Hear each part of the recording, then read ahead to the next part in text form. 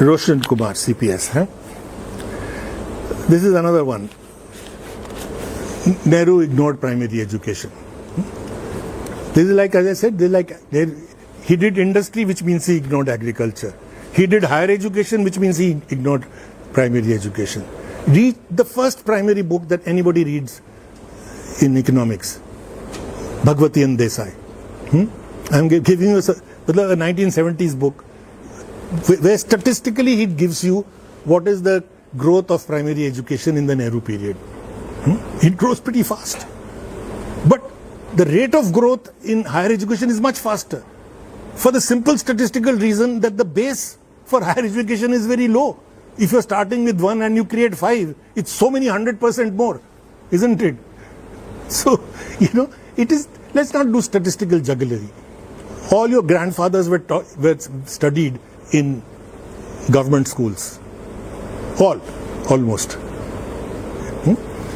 In the Nehruvian period, there were government schools. They were not closing down schools. This is a recent phenomenon. This is the Modi habit of blaming everything on Nehru ji ne kiya tha. Primary education kyun kharab hai? Nehru ji ne kiya tha. But Nehru ji ne nahi kiya tha. Primary education hoti thi us waqt. What he did was what was necessary at that time, which was absent, which was higher education, which was critical for our sovereignty. As I said, if you want to implement the idea of India, then you have to implement all aspects. Equity was one aspect, sovereignty was the other. And how do you have sovereignty if you have what we are doing today, producing garbage in universities? We are taking a dip in the sovereignty direction precisely because we are undoing the enormous knowledge infrastructure that was created in this country. In JNU, I should not have to argue this, that if JNU can be destroyed, you can imagine what is happening to other universities. And what chance is there of a generation of intelligentsia emerging which can fight for equity? So this is certainly not true.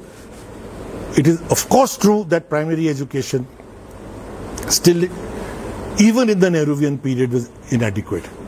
Undoubtedly, that despite so many recommendations, we did not have the neighborhood school principle. We did allow the busing of children, which meant that the rich eventually went somewhere and the government schools went down the drain. So all that did happen. We did not follow the obviously good models globally in our education system. All that is true.